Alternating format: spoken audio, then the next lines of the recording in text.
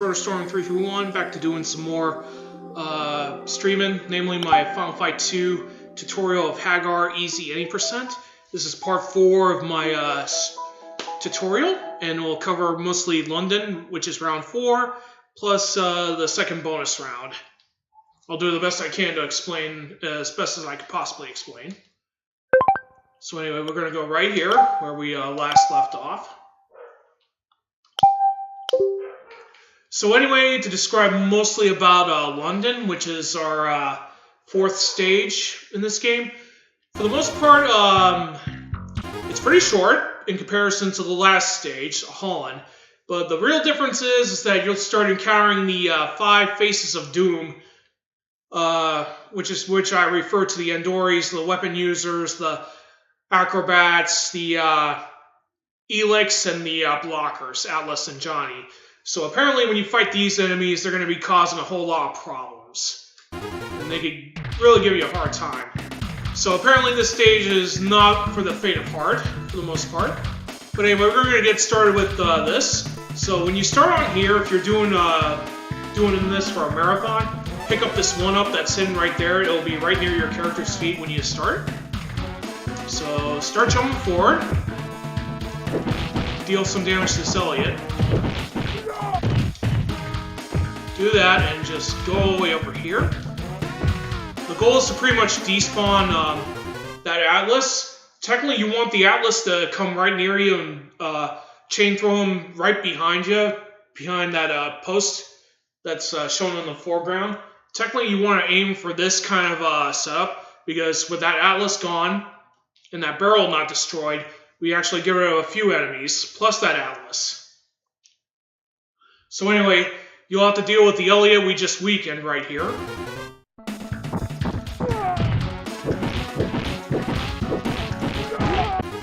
Anyway, after that Elliot goes down and those guys go down, Mark will come up next. Then you're going to get an Atlas and then a Robert.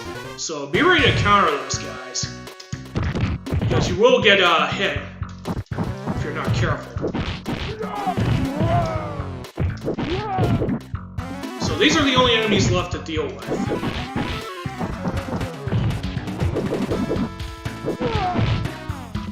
Alright, I got cracked. Don't do what I did. Now, of course, when you're fighting Atlases, they could get pretty difficult overall. So you're just going to have to remember to use a jump after the first hit, and then you'll be able to grab them without getting grabbed yourself. Oh, crud. I just resetted the dumb thing. Anyway, let's do this again.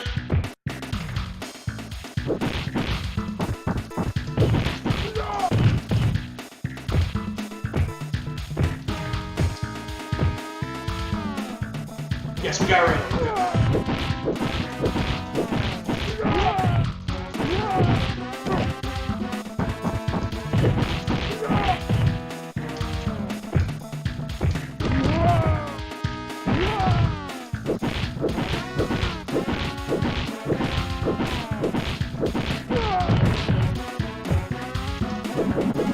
Now remember to do the spinning pile driver if you're all the way on the other side. Just to make sure you get to your next, get yourself ready to move forward. Ready to jump attack right there, just in case the Leon goes for it. Now, this is what I basically do. I just corral all these enemies right there. Get them into that out of bounds area.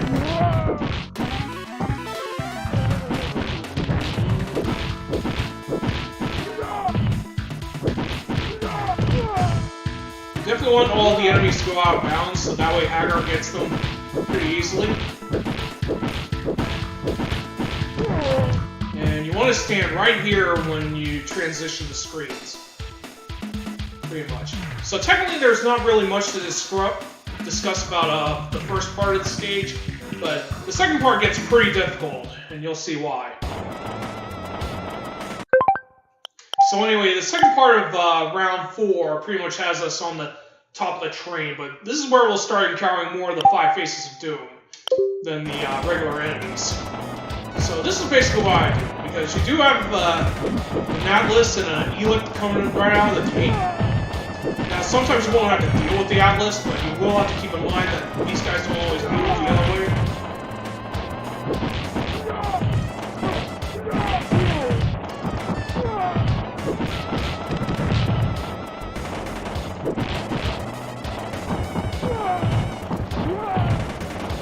So after that, you just jump forward. Definitely want to get some damage on this guy. Unfortunately, that was not the way I wanted it to. I'll go ahead and redo that again, just to give you a general idea. So because of my save plan, we can't really get the Atlas to cooperate. Now, at this point, the Eliases and Eliots are going to have a lot of health. And they take a lot of damage with them, so that's good. Try to get rid of the Atlases as quickly as possible. These guys give you a lot of problems.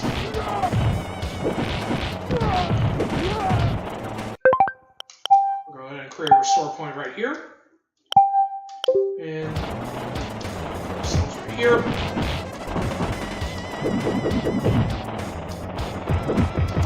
Now, if the Eluk does charge, the reason why I did it back jump is just in case the Endori Jr. tries to charge at me, which might possibly happen. But by putting myself in the reverse jumping position, if Eluk does charge, I can do a drop kick, which I'm doing right here. You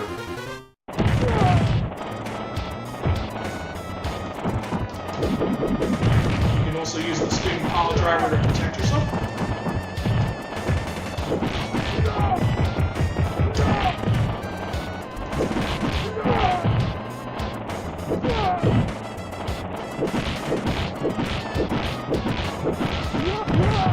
And that's how you get through this part, pretty much. Now, you do have to be very careful in your positioning in your character, because the fights can get pretty chaotic, especially with the Elias. You probably want to take him out pretty quickly. If you do need to do the infinite on Elias, try to put him on the bottom axis and then move your character one plane up, and then you'll be able to trap them in an infinite, pretty much. You do have to be careful with the Endoris, because they sometimes move out of the way to do chest bumps on you.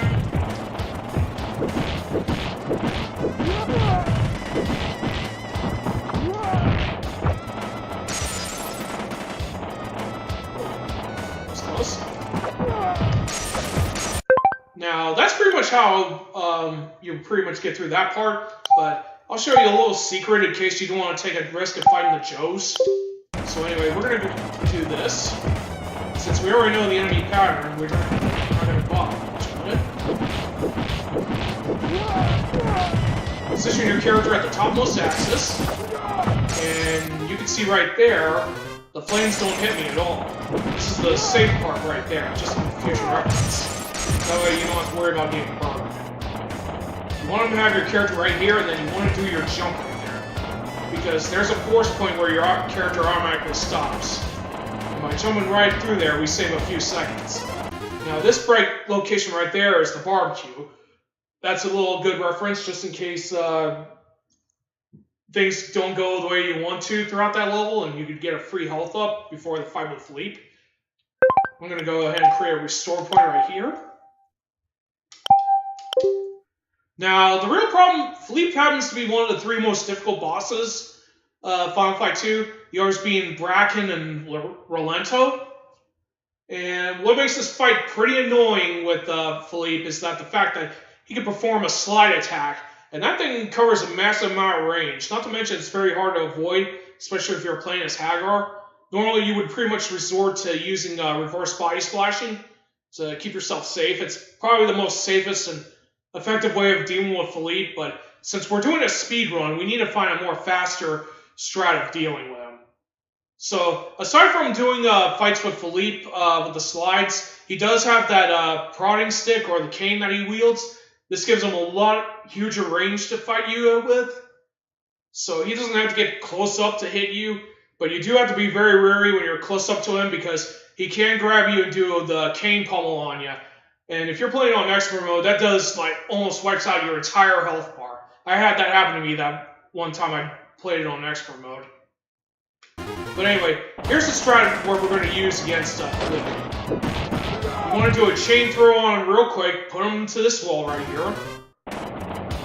Now when he recovers, you want to time your specials so that he doesn't perform his slide on you. Now the reason why you want to hit that special, I mean your extra joy, pretty much just as he gets himself up, is that it'll protect you in case he does do a slide. Which is what he did just there. Now, the general ideal is to keep him pretty much close to the wall.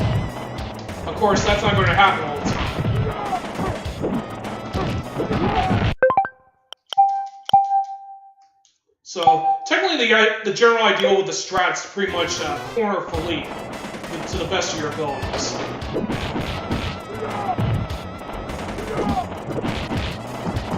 And then just do this.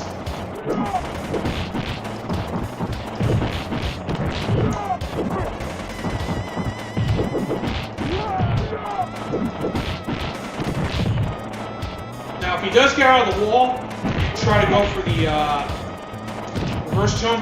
reverse body splash, just in case he does try to go for the spin, the slide. And that's pretty much all there is to fighting Philippe. Now, of course, you won't always get the strat right away. It's very rare to get him cornered. Now, before we do the bonus round, I'll just try that again to give you a general idea of what it is.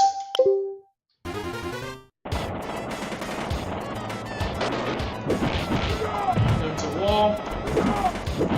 Burn his invincibility frames.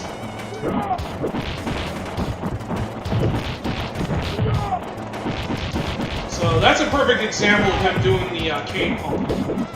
It gets pretty annoying when you have to deal with the enemies, in truth. And he also has that magic grab just like the Atlas does.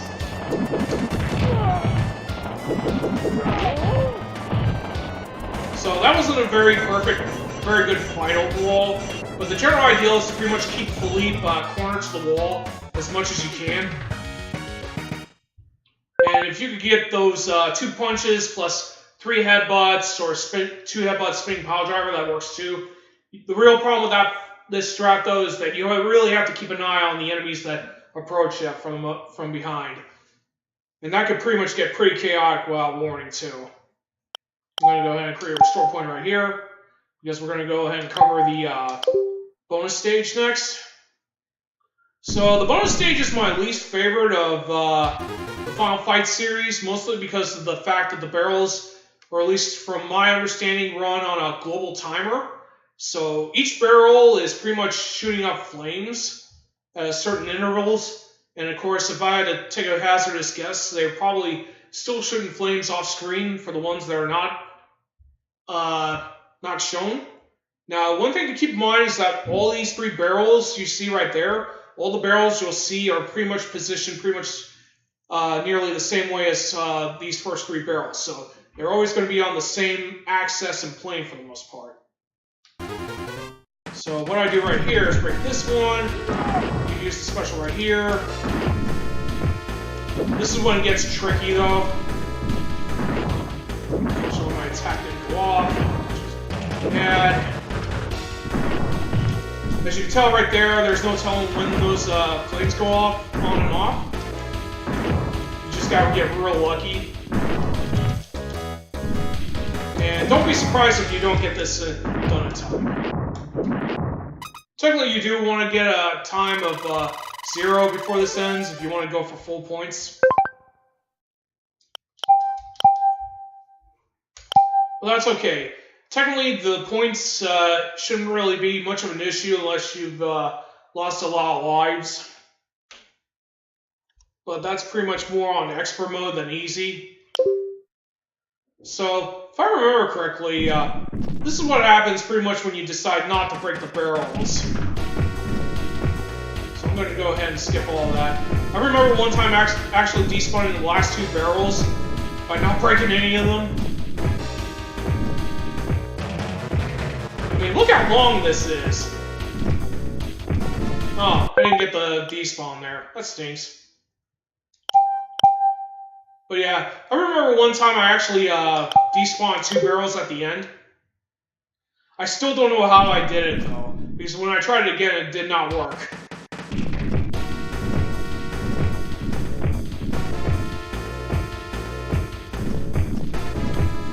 So if you don't care about doing the bonus round, getting burned, etc., just keep jumping forward and, well, maybe get rid of them, but you can go ahead and just avoid doing all that. But technically I did manage to despawn the last 2 barrels, I just don't know how I did it. By the way, let's see if I can try to break all these barrels cleanly. Well, that failed.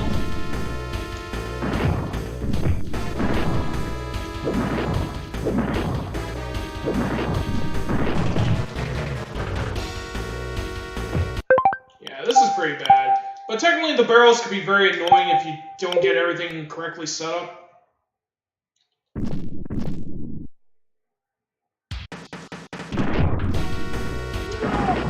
should probably wait till the flames go away before you break any of the barrels that do light up. Or take a bit more cautious approach.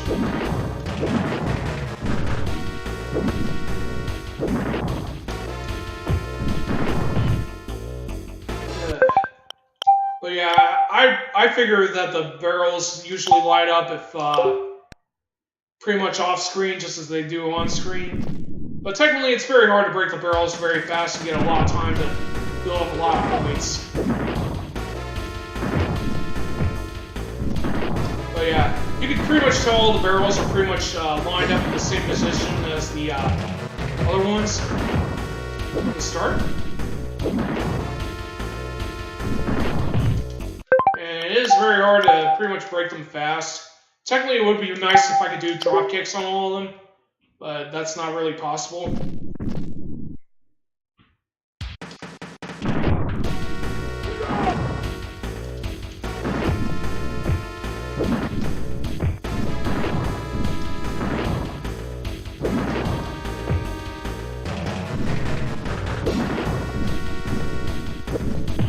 You can pretty much tell every one of them comes up. I don't think I'm going to get this done cleanly, but I'll try it one more time. Just give you a good idea. I don't normally go for the lariat right there.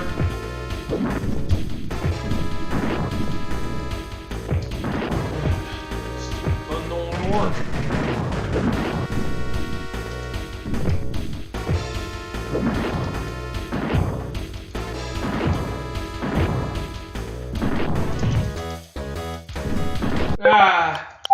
Almost got it. Almost got it. But yeah, it is not a very easy bonus stage to get through. We'll just ignore doing the special right there.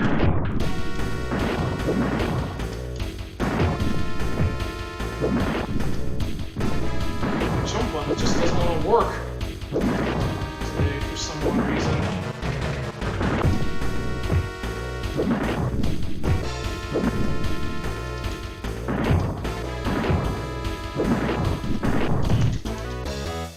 Buttons if you get knocked down. And that's pretty much all there is to learn about the bonus stage right here.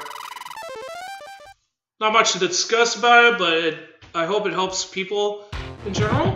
I'm going to go ahead and create a restore point right here. But technically, that's pretty much all there is to it. There's not really a whole lot of despawning involved for stage 4, aside from the beginning. I mean, you can't despawn the bull that emerges from the back with either Scott or Elic, but you'll just get blockers instead, and you don't want to be doing that. There is just some despawn attempts that actually put you at a disadvantage rather than an advantage. So not all despawns will be used in running this game for the most part. This is pretty much all the ones that I do know that are somewhat beneficial, and I pretty much described most of it in detail. Hopefully. But anyway, that's going to be it for part 4 of this tutorial. I got 2 more left to do. Stage 5 is pretty much the pre-ultimate round of Final Fight 2. It's not as chaotic as 4 and 3, but it still has its difficulties, which I'll cover another time. But hopefully I'll have part 3 and part 4 up before I do part 5. So I will be doing some Monster Hunter in a while, but not just yet. I will need to change the title screen for the stream first before I do that. I also need to finish up a few chores before I do any monster hunting, but one of the problems is that I will be going to bed pretty much around either 8 or 9, so I do need to get this tutorial plus whatever chores I need done immediately, because I will not be staying up late for anything. So, but anyway, expect part 5 around Tuesday, and I'll try to have part 6 done by Wednesday. But anyway, that's going to be it for this tutorial session. This is RotorStorm331 signing off. Have a great night, and I'll see you in a while.